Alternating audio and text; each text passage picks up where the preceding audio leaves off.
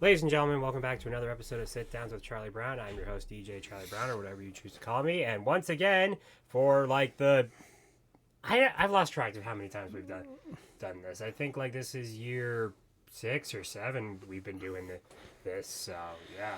Yeah. So are we hitting the 7-year itch where we're just gonna start getting sick of each other, or? Maybe. Great vote of confidence, Joe. I appreciate that. So essentially, the NHL and the world of hockey is going through massive changes this time around. A new CBA is on the horizon with a lot of new elements that are being introduced in the coming years. Neck guards are being grandfathered in, the E-bugs becoming a legit position, and the season is being elevated from 82 to 84. I want your kind of thoughts on it. I mean, it just evens out. Yeah, I mean, it just kind of is a lot of different elements. But the other thing I did want to mention briefly is the college hockey landscape is changing. You know, a lot of guys from Canada are moving stateside, including Gavin McKenna, who's suiting up for Penn State this year. Kind of want to know what's your big takeaway with that coming up on the horizon as well. I mean, we'll see how it works. I mean, I'm not sure it's going to be an adjustment. So yeah, I mean, true. So yeah, figure with that being said, let's go into our team analysis. So, the Anaheim Ducks. Do you know what they're doing? Because I'm not trying to be negative about them, but the moves they're making are very perplexing. You know, some I'm okay with, like extending McTavish, getting rid of Zegras, and then I also don't mind getting Mikael Granlund, but I think like it doesn't. A lot of the other moves I'm not sold on. Jacob Trouba to go with Chris Kreider, you know, overhauling goaltending with when you have Lucas Dostal already paid, and it just feels like that it's another year where like they got nothing going. So yeah, I feel like there's going to be a lot of teams tanking this year. yeah, And this is one of them. yeah, there are going to be a lot of teams tanking this year, and the Ducks are in that boat. So yeah, sorry Anaheim, buckle up. The Boston Bruins. The boys' club in Boston is still here and hasn't learned a thing from their past mistakes. Cam Neely and Don Sweeney continue to run this team through thick and thin, even though they should have probably been fired years ago. Because now they get to replace Joe Sacco with another puppet coach in Marco Sturm. Totally inspiring. Instead of rebuilding and stripping this down, they're continuing to field a mediocre team. Because, you know, Morgan Geeky and Henry Yokiharu, okay, they're decent enough to contribute.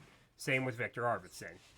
But you signed Tanner Jeannot at $3.4 million for 5 years.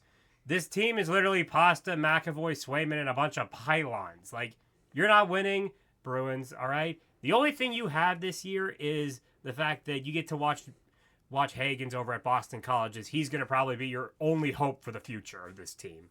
So yeah, there's not really much to look for. I mean, it's really hard. I feel like they're in limbo. yeah, Where they're not bad enough to tank, but they're not good enough to make a playoff. yeah. I mean, like it just is the truth of it. So yeah. The Buffalo Sabres. Once again, the Sabres continue to be the answer to the Cleveland Browns of hockey. I'm not trying to be cynical. It's just the standard for Buffalo these days. They traded off J.J. Petrika after being sick of the losing, and he got a first wave ticket to Utah. You know, they were able to extend McLeod, but once again, they're picking up used parts in the forms of Alex Lyon, Ryan Johnson, and the legend of Alex Georgiev for those people out there. At what point does it just say that Thompson, Darlene Powers, and Josh Norris say they just want to be done with this? It's depressing to say this. The Pagulas have done more for Penn State's hockey program than the Sabres. Like, I don't know what you do if you're Buffalo, because it's at the point where, for reference, Ottawa and Montreal made the playoffs, went on deep runs, blew those teams up, rebuilt them, and made it all back there before the Buffalo Sabres have even sniffed the postseason. I don't even know what to do with them anymore. Yeah. I don't even know how you fix it. Yeah, it's just at the point of, like, I'm not even sure you could liquidate the earth and it would not fix this team. So, yeah, I'm with you in that. So, moving over to the Calgary Flames. Like, they had a bit of a quiet offseason. Like, the only big moves that I think were of note were getting Kevin Ball out of New Jersey and extending Dustin Wolf, which 7 by 7.5 is rich, but it was necessary. But besides that, like, I think they have a lot of good young prospects coming through. through to support Huberdeau, Kadri, Coronado, Sharangovich, Popsoli, and more. And that includes Zane Parekh, who is going to probably be hitting the shore soon. So I think realistically, like, if they can just stay the course, like, I think they'll be fine, because they were close last year to making the playoffs. Just didn't have everything fall into place. I think they'll make the playoffs this year. I think they're a super young team, and just making the playoffs will be good for them and experience. And I think they're a very talented team. Yeah, they definitely got some good players over there. So, yeah. So Carolina. My thing with Carolina is every time I think I'm out on the Canes, they suck me back in. Why I still feel they need to essentially. Most of the team is already still squared away and should continue to improve barring injuries. They were able to get their emerging starter in Logan Stankoven re-signed at a reasonable 6x6. They were able to get Keandre Miller and a couple other guys, but then they got a big boy chip. Nikola Ehlers, a superstar uncomfortable in Winnipeg's fishbowl, and he was brought in on a 6x8.5. It's a bit rich, but he is actually a still good, very good player that should be a huge piece for this team. Like, if there's a time for the Canes to win, like, I feel like this is the year. Like, they're running out of time and chances with the core they have, and I just don't know if they're going to get through, because it just feels like every year it's been do or die for the Canes. yeah, I think it helps that they got somewhat of a superstar in Nikolai Ehlers. That should help. I mean, I feel like they can go on a deep run. Like, I think they have the pieces where they could possibly win a Stanley Cup. It's just they got to get over the hump. They have a really good coach. Yeah, too. Because I like Brendan more, and I just don't know, like, at what point do they turn to start pointing the fire at his feet? So, yeah. So, moving over to Chicago. I was expecting them to be more aggressive this offseason, but they chose to stand pat, which, okay, but, like, the only real major move they made was re-signing Ryan Donato to a 4x4, which is solid. I think a big thing is they want to save money for when they're going to have to pay Bedard at the end of the year because he is going to want a big boy bag with how good of a player he is. The good news is, though, I think he's going to have a little more help this season. You know, Oliver Moyer, Sam Renzel, Artem Leshinov, they're all going to be starting this year. They have a couple more prospects in the system. I think the big thing they got to see is improvements from the overall team, and more importantly, Spencer Knight trying to be an NHL level goalie, because I think their past few attempts haven't worked. So, can they is the playoffs on the table? I don't think it is. But, Absolutely not. Yeah, but I think at the very least, if they can shoot for maybe like borderline or just like below the cutoff mark, like, I think that'd be progress For the playoffs? Yeah, or not the playoffs, but more like any position that isn't last in the division, I'd say. I think they could finish last. Yeah. I think they're going to finish last. I mean, that's probably. But again, as you said, it's a lot of young players. Mm-hmm. There's not really much of a veteran presence, you know? And I mean, like, that was the thing. Like, I think that for years they neglected to do a proper rebuild, so they're really having to strip everything down and restart this entire thing. But if they do get like close to first overall and get a high pick, that could be scary for the future. Oh yeah, dude. Gavin McKenna with Bedard, Moore, Renzel, and Leshinov, like, that's not good. So yeah. The Colorado Avalanche. So most of their course, like, I mean, they were one of the few teams that didn't do a ton, because I feel like the big thing with the Avs this year is, like, they still have a lot of their core pieces. Like, the fact that we're going into the year with McKinnon, Makar, Taves, and a fully healthy Landeskog is a massive positive. You know, they do have a couple question marks, like Natchez and Wedgwood are UFAs this summer, and no word if they want to come back. Well, they still have the guys who can compete at a high level. Like, how many more chances are they going to get? You know, it's been almost like 3 or 4 years since they won it all. Like, they're not going to get any more chances at this rate. So I really don't know if this is going to be another year where they can get it done. But at the very least, who knows? Maybe give it till March, they can probably get Sidney Crosby. I don't know. Yeah, I mean, it's about they're going to be a playoff team. That I can tell you that for a Yeah. fact. Oh, but yeah, they're going to be a playoff team. I know that for sure. it's just a matter. I don't know how far it goes. Yeah. So the Blue Jackets. Last year, Columbus took a massive stride after years of stalling. I think the main thing is if they can just keep some consistency this year, I think it'll be a positive because a big thing is they didn't do a ton of spending in the offseason. You know, they got Charlie Coyle, they extended Ivan Provorov, and they got a backup netminder in Ivan Fedotov. I think a big reason is Sillinger, Igor Shikhanov, Adam Fantilli, and Jet Graves are all going to be RFAs this summer, along with Boone Jenner on the open market. I think they want to try and make sure they have cap space so that they can either keep their guys around or look to try and maybe get some more players in the system. So I think at the very least, I don't know if it's a playoff year, but I think they're going to be one of the teams that could definitely move up, barring anything major happening. Yeah, not good to be last, but they're definitely talented enough to be possibly sneak into a playoff spot. Yeah, I mean, you got to think about it. Like looking at their division alone, like half of those teams are probably going to be mediocre or tanking. Like, yeah, I think it's doable, but I think it's got to be a lot of the pieces falling into place. So that's what we got on Columbus. So the Dallas Stars. It feels like it's kind of a pivotal year for the Stars, if I'm being honest. The first move they made in the offseason was the one that we all agreed with, and it was sending Peter DeBoer to the unemployment line. Should have never pulled Jake, Peter. The new man is a retread in Glenn Glutzen, but he's a former Edmonton assistant and shouldn't be too bad. In terms of the offseason moves, like the only major one they did was re-sign Matt Duchene to a 4x4.5. I would mention Jamie Benn, but he is in limbo now because he has a collapsed lung. They also did dump Mason Marchment and got someone to take Matt Dumba's contract, but they at least have options. I think the big thing, though, to talk with Dallas is Robertson and Thomas Harley. Like, the two key pieces of the youth movement are RFAs next summer, and Dallas has no cap space to pay them.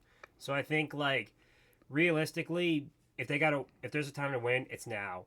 I would wish them luck, but Norm Green. That's all I got to say. Yeah, I'm very interested to see where the coaching, because it's basically, for me, it's the same team that's coming back, but we have to see how the coaching does, because I think, granted, Peter DeBoer, I think it is rightful that he got cut loose with the decisions he made at the end, but he's still a really good coach where he can get you to that, so I'm interested to see where the coaching takes him. Yeah, I mean, that'll definitely be the true test for them. So yeah. The Red Wings. In his ever-growing quest to get this team out of quicksand, Steve Yzerman, I think, is kind of going mad. Vladimir Tarasenko was dumped. They brought back Patrick Kane. They got John Gibson to be their new netminder, who hasn't had an elite season in over 8 years and is pretty much an LTIR candidate in Anaheim. They got a couple more placeholders in JVR and Mason Appleton. Like, I don't really know what to do with this team because it feels like it's a very bland vision and it looks like a very mediocre team. So my question is, like, if the Red Wings don't perform this year, is this the year they get rid of Stevie? Not this year, maybe, but the seed is warming up. Yeah, because, I mean, it's just like the whole point of firing Holland was that Stevie was going to come in and rebuild this thing. It's like, what, year 6, year 7? Like, where's the results so far? Like, they've gotten close, but not to the actual playoffs. So that's the issue. Yeah. Mm-hmm. So now, the Edmonton Oilers, I think just realistically, like, first off, the whole city of Edmonton is panicking, which we'll get to in a second, but I feel like the best chance for the Oilers is lost, because the big thing with them is no goaltending, no depth, which has been hampering them for years, and I feel like the big problem was they were able to get some decent depth in the offseason. Trent Frederick and Evan Bouchard were extended. They brought in Andrew Mangiapane. They got someone to take Evander Kane's contract. And, Isaac Howard could be something, could not be something. it especially is going to hurt because Zach Hyman's not going to be ready for a little bit, but as he's still recovering. And then we get to goaltending because it's another year of the Stuart Skinner and Calvin Pickard tandem. Like, here's the thing. I'm glad they did not go get after Carter Hart because they at least have some moral compass. Putting your faith in those two guys is not a good idea. Especially because of the dilemma with Connor McDavid. Simply put, no word if he wants to go back to Edmonton at this point in time, which Edmonton is willing to make him the highest paid player, but ultimately he's turning 29 and is entering his 11th season. He really wants to win a cup, and if it's in Edmonton, great. If it's not, okay. So I would buckle up, Oilers. You're in for the ride of a lifetime this season. I think they'll be fine. I think they'll make the Stanley Cup Finals again, probably. It's a very bold claim. Like, here's the thing. Like, everyone's coming back. Yeah, but here's the thing. Do you think the fact that what do you think is the deal with McDavid? Do you think he's going after? Okay, at the end of this year, if they don't win, do you think McDavid leaves? That's the big question, Jen, because I feel like that's going to be the question. It depends on how it looks going forward. Yeah, because I feel like that's a big thing, and it also hurts because he's hurting a couple other teams with him taking so much time to sign. But yeah, we'll get to that in a sec. So now, the Florida Panthers, who have had the bit of fun in the offseason while also being legit menaces on their social media platforms. Looking at you, Brad Marchand. Entering the offseason, the main story was the fact that Sam Bennett, their Conn Smythe winner, their top defenseman, and Aaron Ekblad, and the official landlord of Toronto and Brad Marchand were all hitting the open market. I thought they'd get one or two of them back. They got all three. Lovely. So there's that. However, thank God they did, because now it appears there was a blood cost for going back to back. Tkachuk was dealing with an injury in the finals last year and won't be available until like December at the latest. Barkov just announced today he has to get ACL surgery and might be back for the playoffs, but that's to be determined. The odds of accomplishing the three-peat went from very highly to up in the air still. Regardless of strength, they're still a group you should not take lightly. So I'd say as long as they can get healthy by the springtime, they should be okay. So yeah, if they're healthy by playoffs, I think it doesn't matter. They can still win Stanley Cup. Yeah, it's definitely still in their cards. So the LA Kings. I'm of the official belief the Oilers legitimately broke this team in the playoffs last year. On top of solidifying the Kings as property of Edmonton, it has literally caused them to lose their marbles. Ken Holland, in his growing descent into madness, somehow handcuffed this team even further than they already were. Trading off Jordan Spence isn't the issue, and same with getting Corey Perry, but sadly he got injured in camp, so we don't know what his status is. But then we get to the insanity. Cody Ceci on a 4x4.5 and Brian Dumoulin on a 3x4. Holland, are you sure you're just not Peter Chiarelli in a costume? This is the team that has the talent to get to the postseason, but that's not what the fans want anymore. In order for this team to do anything this year and finally get out of the first round, like, they need every single thing to go right. And unless they see a certain candidate team in the first round, that's likely not going to happen. I thought they would have done it last year, but I don't know. Hopefully they make the playoffs and it gets to the first round, because I think they're talented enough. And I don't know if you mentioned it, but it's Kopitar's last year too. Oh right, yeah, I forgot. I hope they do. Kopitar's doing his last. I hope they're good. Like, I hope he does good. Yeah, that definitely is good. So we're getting into this one, are we? Minnesota. We're officially at DEFCON 1 here in the Twin Cities, folks. 13 years later, and the Wild have finally achieved it.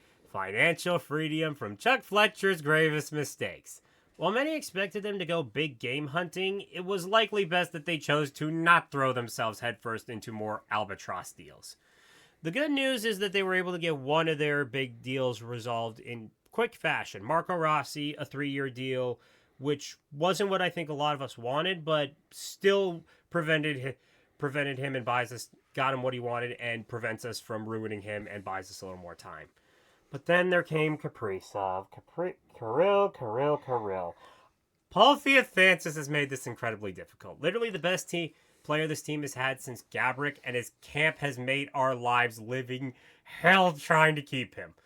Like Leopold and Guerin were prepared to offer him everything he ever wanted. 8 years, $16 million a season, all the shiny bells and whistles, while probably getting a nice home on Lake Minnetonka or someplace. He and his camp turned that down, and we don't know the reason why.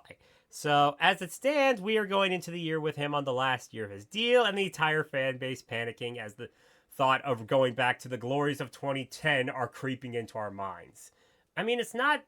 Even for that, I still feel like they're going to be a good team. Like, Boldy, Eric Sinek, Faber, and co. are coming back. Mojo's back. They got Vladimir Tarasenko as a reclamation product. The GOAT, Nico Sturm.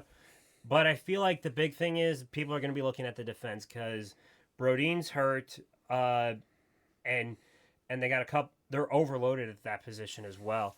Well, Philip Gustafsson, he's going to probably need a new contract soon. Jesper Wallsted's taking over for Fleury's spot. There's a lot of moving pieces that are concerning, but I think should work out. But it's gonna be a year, man. It's gonna be a year. It's gonna be fine. You sure, Joe? Sure? It's gonna be fine. Okay.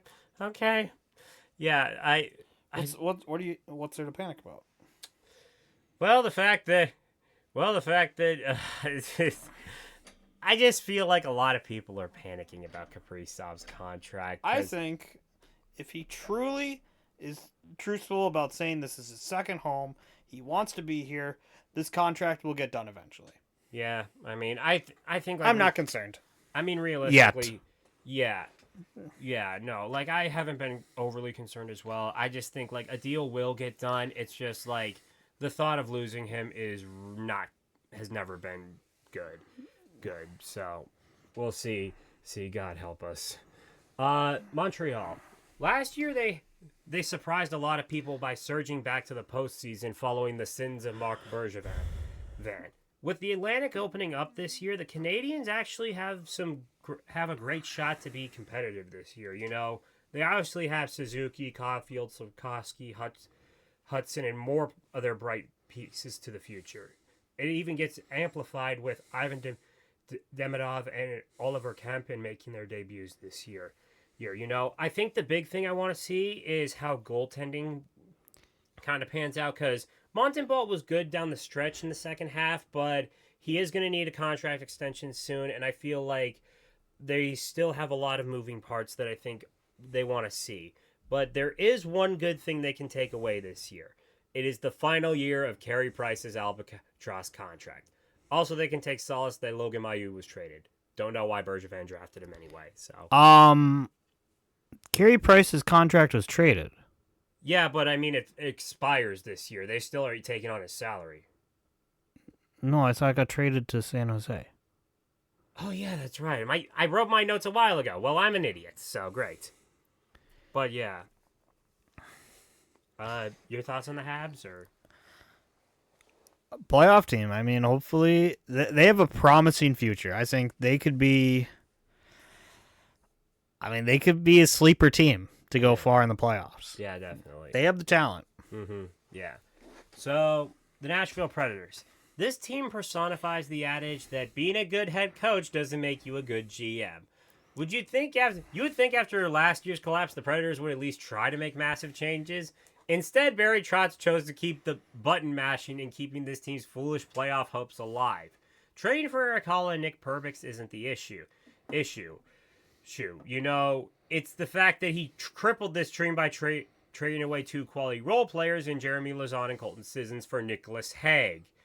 And then Barry Trotz signed that Nicholas Hague to a 4x5.5. God, dude, why are you doing that, man? It's even worse when they really botched the draft and got a center that they weren't looking for. Like, the only good thing about the Predators this offseason, and I'm going to pull the photo up because I'm not sure if Joe has seen this glorious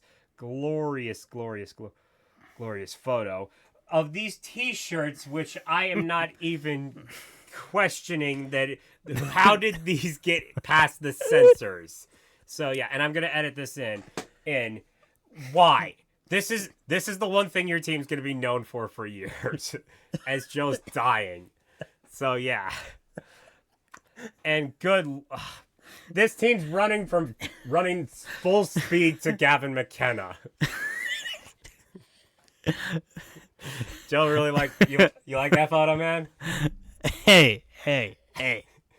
Trust the process. The process is dead. We know this. Yeah. So last season, the Devils. Last season, things got derailed due to injuries to a lot of their core pieces. The hope is that this year they can at least find some form of health to get back to being competitive. You know, mostly it was a lot of shakeups on their depth. You know, Connor Brown, Shane Bowers, Evgeny Dadonov. They were able to get Cody Glass back and Jake Allen to continue his tandem with Markstrom. Like, realistically, I think this is a playoff team. I think the big thing is, like, they just got to be healthy because, like, it feels like every year, like, they get derailed by injuries. So I don't know what else, how much more you got to do with this. Yeah, I mean, it's injuries. That's what's keeping them back. Yeah. I mean, don't worry. Give it a year or two, and then they'll probably get a call from Vancouver about Quinn Hughes. So there's that to look forward to. Yeah. Mm-hmm. So the Islanders. After years of complacency under Lou Lamoriello, Long Island is finally starting their true rebuild for the future.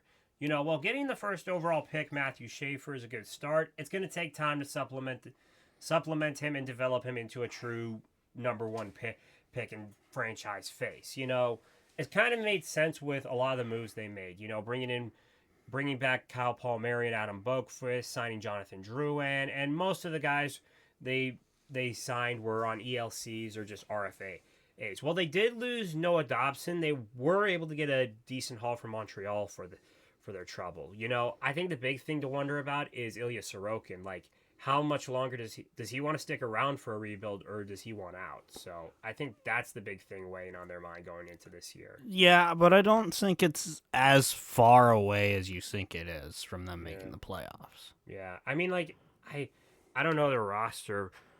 I know, like, Schaefer's obviously playing this year. Barzal. Oh yeah, Barzal. But I don't think it's that bad of a roster. Yeah. I mean, they could. I mean, I think, like, they're not going to be dead last this year. That I'll say. Yeah. So, yeah. So, the New York Rangers. You had one of the worst seasons in recent memory that was laced with more drama than winning. So, what was the result in this? Shuffling more deck chairs than on the sinking ship. Chris Kreider can go to rotten Anaheim with Jacob Trouba. Keandre Miller was sent to Carolina. They need to make way for the glories of Vladislav Gavrikov, a 29-year-old defenseman inked to a 7x7. Will Coyle was also given a pay raise in the hopes to not have the fans start revolting. Due to cap restraints, they weren't able to make any other moves. However, let it be known that Artemi Panarin is also going to be a UFA in this summer. While getting older, you have exactly $300K to spend on your roster. Translation, you probably cannot afford him. This team is really just kind of like riding the hamster wheel. Like, unless Mike Sullivan can somehow pull the heavens and the earth, like, I don't think they can do it this year. Like, I think they are a team that might be in the McKenna race. So, yeah. I don't think they're that bad to be in the McKenna race. But, I mean, Mike Sullivan should help. The roster is in pretty good tact. I mean, the future after the season looks bleak, but if they can try and get to a playoff spot with this team and this coach, I think that would be what they would be. Yeah. So now, moving back to Canada, the Ottawa Senators, like, last year saw them finally break through after years of just kind of waiting and hoping to God they can finally break out. So, which they did, and this year they have a lot of expectations riding on them. You know, they had a bit of a minor. They didn't do a ton in the offseason. You know, they got Fabian Zetterlund, Nick Cousins, and Claude Giroux re-signed, and they also got Lars Eller. But I feel like the fact that they still have that great core of Kachuk, Sutzla, Sanderson, Allmark, and more in their farm system is really good. Like I think the big questions for them are in regards to Shane Pinto being an RFA and Batherson going to want to be wanting a pay raise, but I think it'll work out, especially because like their biggest victory came off the ice because the LeBreton Flats deal is official, and now they're going to get a new stadium. So Yeah, no, I think last year was great for the Senators making the playoffs. Like that's good for the experience. Now try and make the playoffs again this year and hopefully maybe push into yeah, the next round. Were they swept? I think they got one. It was a 4-1, one game. They were out quick. Yeah, they were one of the first teams out, but I mean, like they were that was the first time they've been there in years. Like I think like you can't really hammer them. Yeah, too no, no, much. no. I'm not saying you can't hammer them, but I'm saying the next progression would be. Yeah, I feel like if they can at least try to get it to the first round, or at least maybe get to a game 7, like it's progress. Yeah, So yeah. or just get to the second round. Mm-hmm. Yeah. So moving over to Philadelphia. Last year's regression, the Flyers are hoping to try and change and hope that a new coach can get the team back on track. They are still a very young group and chose to invest in it this offseason. Tyson Forrester, Cam York, and Noah Cates were re-signed. Zegras had a bad year, but he could be a nice reclamation project. I think the big thing is they're looking at goaltending because it's the duo of Dan Vladar and Samuel Arison, which isn't exactly inspiring confidence. So that's the big thing. But at the very least, I think as long as they keep developing and Matvey Mishkov can finally play to his style this year, I think it'll be fine. So I don't know. I miss John Tortorella. yeah, I mean, we all love John Tortorella, the legend himself.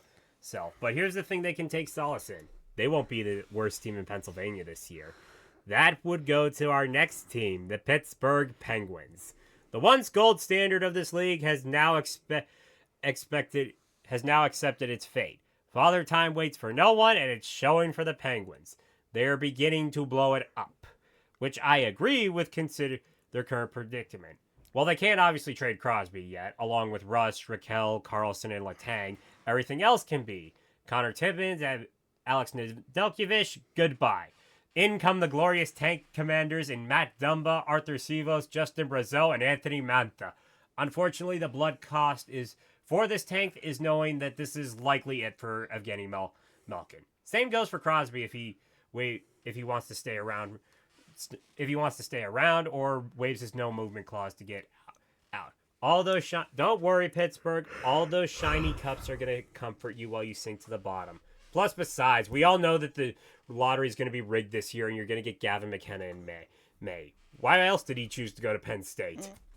Yeah, I forgot that it's going to be horrible. Well, it's tough because, like, how can you tank and have Crosby?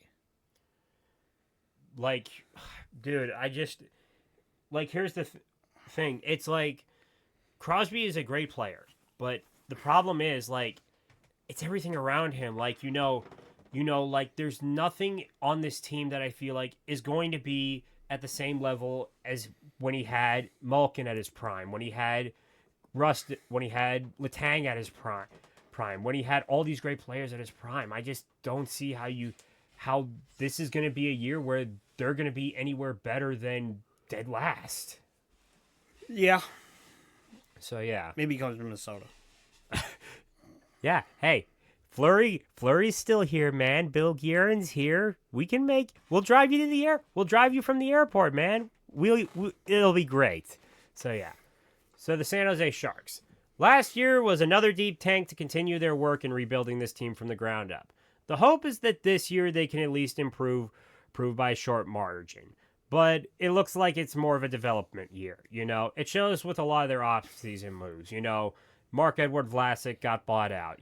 Eklund was brought in as placeholders along with Klingberg, Gaudette, Orlov, Skinner, the Goon, Ryan Reeves. Like a lot of the guys, a lot of their talents in the forms of Michael Meeson and Hao Ya Yang are going to be a bit bit. So it's mostly just going to be watching Salbrini and Smith continue to develop and hope to God they can start having defense and Askarov to really live up to his But potential. the vibes are good. Yeah, that is true. Like I just feel like, it just happens. They're still in the big thing was there were two phases to this rebuild. The first was getting rid of all those terrible contracts that Doug Wilson signed. The second was trying to change everything and properly rebuild this team. So they're at least doing good progress on that front. So yeah. The Seattle Kraken. I really don't know what to make with Seattle, if I'm being honest, because it's really hard to see the vision they have with this team. On one hand, they have a lot of great players. Beniers, McCann, Wright, Tollivan, and more prospects on the way. The problem is that they keep adding this excess dead weight to prevent them from seeing the bigger picture. Like re-signing Capo Caco is fine.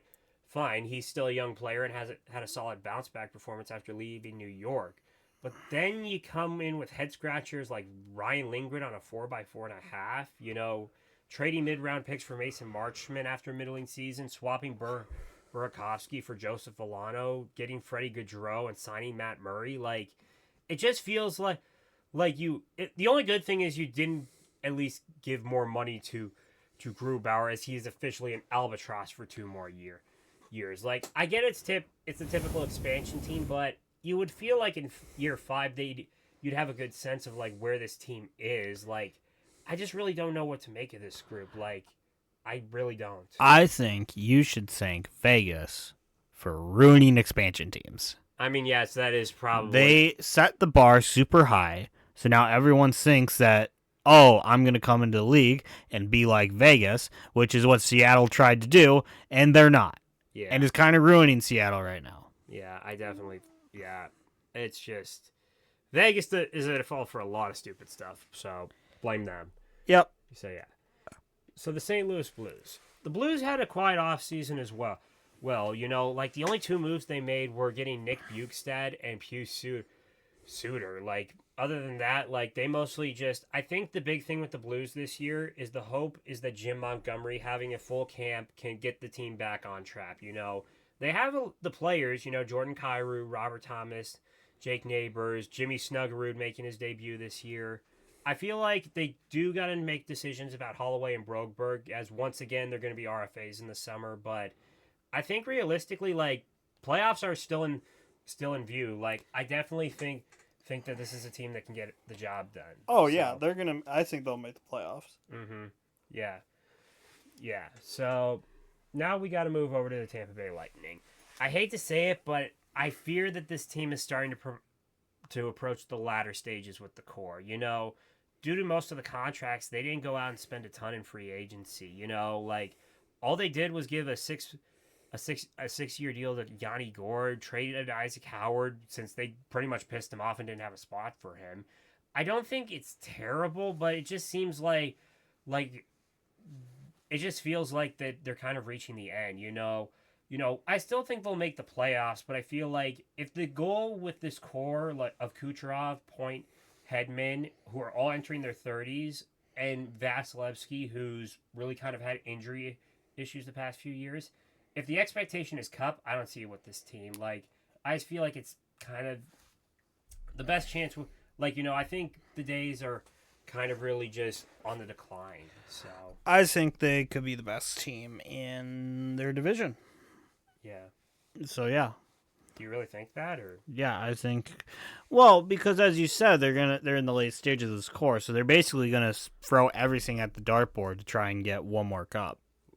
I mean, that is true, but I think, like, do you really? It just really depends. Like, do you think they can get out of the first round, or even just to the second round at that point? Yeah. Okay. All right, I'll hold you to that. The Toronto Maple Leafs. Oddly enough, it does feel like it is a bit of a new era for the Leafs. Whether it's the good kind or bad is to be determined. Last year's humiliation led to final changes that their fan base had been requesting for years. Mitch Marner is gone, and the death of the Shannon plan is over. They will gladly take the glories of Nicholas Waugh to be a new whipping boy.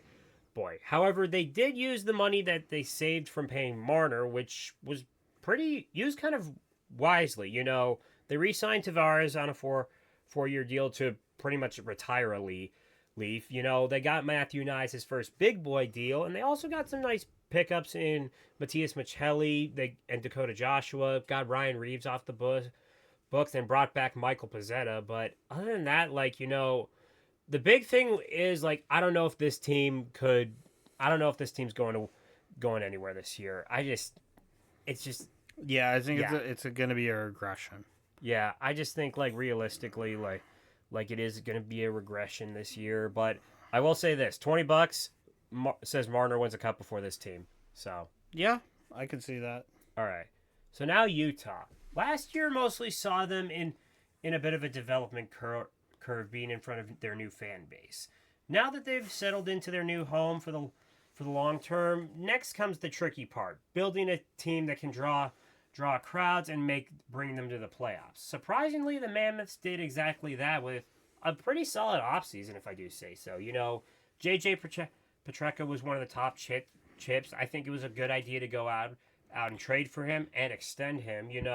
They're able to extend Jack McBain, Carl Vejmelka. They have a lot of other guys coming through the system. They got some depth in Kyler Yamamoto, Brandon Tanev, Nate Schmidt, and more. Also, your boy Scott Brunovich, so I got to shout him out. I think at the very least, if the floor this year can just be finishing over 500, I'd say, or finishing around 500, I'd say that's progress. I think they still have a lot of talent in their farm system, and I feel like they just really got to kind of piece everything together right now. So yeah, I mean, could be a sneaky team for the playoffs. Yeah, I think it just depends on if a lot of their guys can really emerge. So yeah, which is very different from what it was in Arizona. Oh yeah, for sure. It's a better situation. Yeah, I definitely think it's a better situation than Arizona. So yeah, Vancouver. I'm an idiot. There was a fatal mistake. I forgot about the Canucks. Their GM is Jim Rutherford, and Francisco Aquilini doesn't care about this team. One thing to remember is the word rebuild is not in Jim Rutherford's dictionary. Who cares if last year was terrible? Terrible, showed zero signs of sustainability, and was an organizational mess. They can still win. They're going to re-sign Brock Besser to a new 7 by 7.25 contract. Thatcher Demko for 3 more years. Connor Garland to a 6 by 6. I should also mention all of these guys are 28 to 29 and were all given no trade clauses as part of their deals.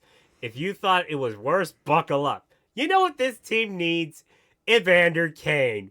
Yes, this team willingly acquired Evander Kane after his crash out in the Cup Finals. Also traded Dakota Joshua to the other side of Canada for a mid-round pick. I hate to say it, but JR is Jim Benning with a better reputation. This team needed to blow it up, and they handcuffed themselves to a sinking ship. I would say you're in the Gavin Mechanic sweepstakes, but you're likely going to be mediocre. Even if you won, JR would have probably traded the pick for a grinder. I would also recommend you do everything you can to cherish Quinn Hughes. And also pray to God JR does not trade him on accident. I think this season will hinge on Elias Pettersson. If he has a terrible season like last year, then this is going to be terrible again. If he rebounds and gets back to the form he should be at, I think the Canucks could make the playoffs. That's a very big if. It's not that big of an if. It could have just been a down season. Okay. You don't know. Yeah. All right. So the Vegas Golden Knights. After coming up dry the past 2 seasons, Vegas is once again heading to the back to the craps table for even bolder moves. It started out relatively quietly as they re-upped Riley Smith and Brandon Saad's deals, along with adding depth pieces in Jeremy Lauzon and Colton Sissons. Nicholas Hague and Nicolas Waugh are gone, but then came their newest purchase, the exiled son of Toronto and Mitch Marner. Their newest asset given an 8-year deal worth $12 million a season. Reunited with his former draft mate and Jack Eichel to become the new dynamic duo in the Sin City, which, for how long I don't know, because Eichel is up for a contract extension. However, it isn't going to be easy for the Knights. They did suffer a tough blow in this offseason. Alex Pietrangelo is unfortunately having to step away and is likely going to medically retire. Hip issues have been hurting him, and doctors can't guarantee he could recover even with the proper surgery. It sucks, and I feel gutted for him, but glad that he's thinking about himself. He had a heck of a career and earned a little bit of downtime. Regardless, the Knights roster should easily still be in contention for the postseason, especially with Marner in tow. So the goal is simple: to add another cup to their arsenal. All the while, the rest of the rest of the league will cope and seethe, especially a team up in Ontario. Yeah. I think they're going to easily win the division. I think they could be in the conference finals. Yeah. I think they'll be a deep team. It's tough. Yeah, especially because say what you want. And Mark Stone is getting put on LTIR. Oh, yeah. Mark Stone's going to be put on LTIR because, of course, he is. So, yeah. All right. Now moving over to Washington. In a lot of ways, this season feels critically important to the Capitals. While last year saw them finally showcase what their youth is capable of sustaining it as another entity entirely. Especially since, while it's not confirmed, this is likely going to be Ovi's farewell tour, meaning that it's going to be all hands on deck every game for them. Their offseason didn't see any seismic moves, mainly locking up Martin Fenneray long-term, trading for Declan Chisholm, bringing Beauvillier back, along with a couple other signings here and there. I feel like the big thing is that they want to see, can the core of Dubois, Wilson, Protas, McMichael, and the debut of Riley Leonard keep this thing rolling? Because I feel like if it's Ovi's last dance, essentially, I think, even though it's not confirmed. I think you're right. I think the Washington Capitals are going to take a step back from last season. I think last season they kind of did overperform what I think should have been. It's not saying that they're not going to be a bad team, that this team isn't going to make the playoffs. I think this team is very capable of making the playoffs. I just don't think the level they got to last year is going to be replicated this year with the team they have. I mean, anything's possible. One thing I did want to mention with the Caps is I did want to give an honorable mention and shout out to Caps legend TJ Oshie. Following the Stanley Cup, he announced his retirement. A collegiate superstar, U.S. Olympic hero, and Stanley Cup champion in 2018. Enjoy retirement, dude. You earned it, man. So, yeah. The Winnipeg Jets. It feels like the Jets were one of the teams that I think got hit incredibly hard in the offseason. Losing Ehlers was a massive blow, and while they were able to work out extensions for Vladardi and Sandberg, I feel like there's a lot of bigger issues starting to boil over in Edmonton because, Kyle Connor's a UFA this year, and if the odds that they struggle, if they're going to, there's a chance that, I think they could regress just because, losing Ehlers, I think, was tough because he was a big part of their run last year. I hate to say it, but I'm just not sold on Edmonton. I know that I say that every year and they make me eat my words, but I don't really know if this is a good team, especially with them going heavy, having to lean heavy on Kyle Connor and Connor Hellebuck to get this team back to the top. Yeah, I think they'll be fine. I mean, they have a good team. I don't know. I think they're the same as the Capitals. I don't think they're going to be President's Trophy type team, but I think they can still make the playoffs. They could go on a deep run. Yeah. So. Yeah. So now that we're through the teams, I figure we could do our standing predictions. I have them pulled up. So Atlantic, I'd say. I think my pick is Florida at 1, even if they're banged up right now. 2 is the Lightning. 3 is the Senators, and then 4 is the Canadians. So, yeah. Okay. I would say 1 would be Tampa Bay. 2 would be Toronto. 3, this might be a bit of a shock. I'm going to go with the Canadians and then go Florida at 4. I think the injuries might hold them back a bit, but they're probably one of those teams that it doesn't matter which playoff spot they get, they can go for a cup. Yeah. So the Metro. I think I have the Canes as my number 1 team. Devils at 2. I'm gonna go Blue Jackets at 3, and then, you know what? I'll say, I'll just say Capitals because I think they still have enough to make the playoffs. Yeah, I would go. Yeah, I would say Canes first. I'm gonna go Rangers second, and then really? Devils third, and then put the Capitals fourth. But I think that Capitals one, that's gonna be a fringe playoff team. Yeah, I feel like that one you can make an argument if they get bumped out if a team gets hot. So Yeah. and then the Western Conference. So I think Avs probably are the number 1 team. 2 is Dallas. 3, I'd say I think Minnesota will still be there. 4, ooh. You know what? I'm gonna go with the sleeper pick. I think Utah. I think Utah slips in. Okay, I think Dallas will be first. I'm gonna go Winnipeg second.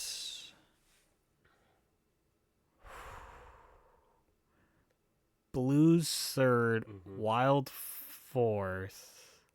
Yeah. It's a deep division. Like Yeah, I can feel confident saying Dallas will make the playoffs. No, I feel like Dallas. I think there's like 5 teams. There's definitely like 5 teams, maybe even 6 in this division that I feel confident that like they have a legit playoff spot. Like I feel like the only 2 locks are like Dallas and Colorado. I feel like Minnesota, Utah, Winnipeg. Minnesota is going to be dependent on if they are healthy the whole year. Yeah, I think that definitely is a key factor in, but I definitely think like there are some you can take it a lot of different ways. So yeah. And then the Pacific. I think Knights will probably win that division by March. 2, I'd say Edmonton. 3 LA. 4, I'm gonna go with Calgary. I think Calgary's my pick. I think I'll pretty much have the exact same order, but probably flip Calgary and LA. I think Calgary has a lot more upside than the Kings right now, so I definitely can understand that argument. Yep. So yeah. All right. Well, Joe, thank you so much again for having me on or coming back on. I know this is taking up some of your time in your day. So with that being said, everyone, we hope you see you guys next time, and we will see you back here in February. Peace.